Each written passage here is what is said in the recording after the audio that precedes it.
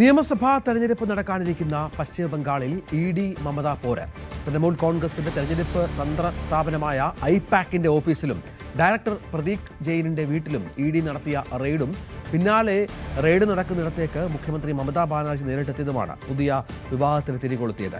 ED. നടപടികൾ രാഷ്ട്രീയ പ്രേരിതമെന്നാരോപിച്ച് മമതാ ബാനർജി ഇന്ന് കൊൽക്കത്തയിൽ പ്രതിഷേധിക്കും. തൃണമൂലിന്റെയും ഇ.ഡിയുടെയും ഹർജി കൊൽക്കത്ത ഹൈക്കോടതി ഇന്ന് പരിഗണിക്കും. രാകേഷ് വിവരങ്ങളുമായി ചേരുകയാണ്. രാകേഷ്, എന്താണ് ഏറ്റവും പുതിയ വിവരങ്ങൾ? കൊൽക്കത്തയിൽ പോര്, അത് ഇ.ഡി. വേണമെങ്കിൽ കേന്ദ്രവുമായുള്ള മമതയുടെ പോരിന്റെ ആവർത്തനം എന്ന് പറയാം, അത് മറ്റൊരു തലത്തിലേക്ക് എത്തിയിരിക്കുകയാണല്ലോ.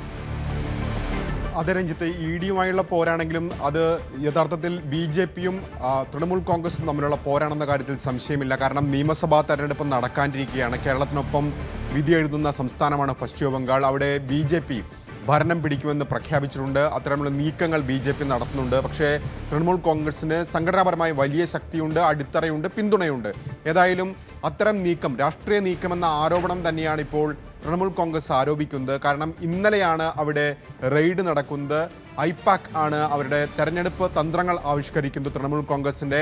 അതിൻ്റെ നേതൃത്വം നൽകുന്ന പ്രദീപ് ജെയിൻ തന്നെയാണ് അവരുടെ IT സെൽ കൈകാര്യം ചെയ്യുന്നത്. ഇന്നലെ 15 ഇടങ്ങളിലാണ് റെയ്ഡ് നടന്നത്. അതിൽ പ്രദീപ് ജെയിൻ്റെ വീട് ഉൾപ്പെടുന്നുണ്ട്, ഓഫീസ് ഉൾപ്പെടുന്നുണ്ട്. ഡൽഹിയിലടക്കം ഏതാണ്ട് 15 കേന്ദ്രങ്ങളിൽ റെയ്ഡ് നടന്നു.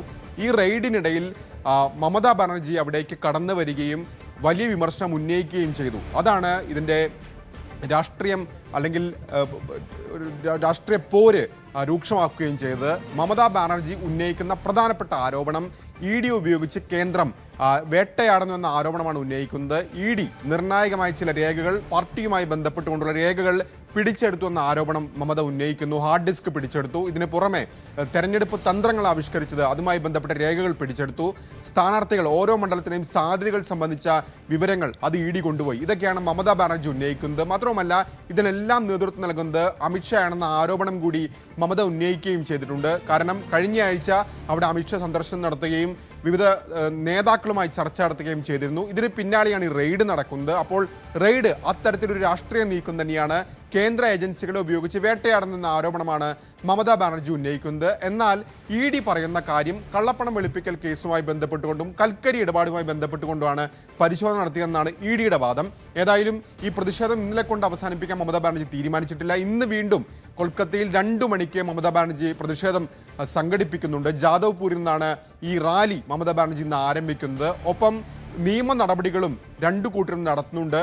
തൃണമൂൽ കോൺഗ്രസ് ഇതിനോടകം തന്നെ കോടതിയെ സമീപിച്ചിട്ടുണ്ട്. കാരണം രാഷ്ട്രീയമായി വേട്ടയാടുന്നു, കേന്ദ്ര ഏജൻസികളെ ഉപയോഗിച്ച് രാഷ്ട്രീയമായി വേട്ടയാടുന്നു എന്ന് തന്നെയാണ് ആ ഹർജിയിലും ചൂണ്ടിക്കാണിക്കുന്നത്. ഇ.ഡിയും കോടതിയെ സമീപിച്ചിട്ടുണ്ട്. ഇ.ഡി പറയുന്നത് സ്വതന്ത്രമായ അന്വേഷണം നടത്താൻ അനുവദിക്കണം എന്ന ആവശ്യമാണ് ഇ.ഡി ഏതായാലും മുന്നോട്ട് വയ്ക്കുന്നത്. രഞ്ജിത്ത്. രാകേഷ്, വിവരങ്ങൾ. കൂടുതൽ വാർത്തകൾക്ക് News 18 Keralam YouTube channel subscribe ചെയ്യുക.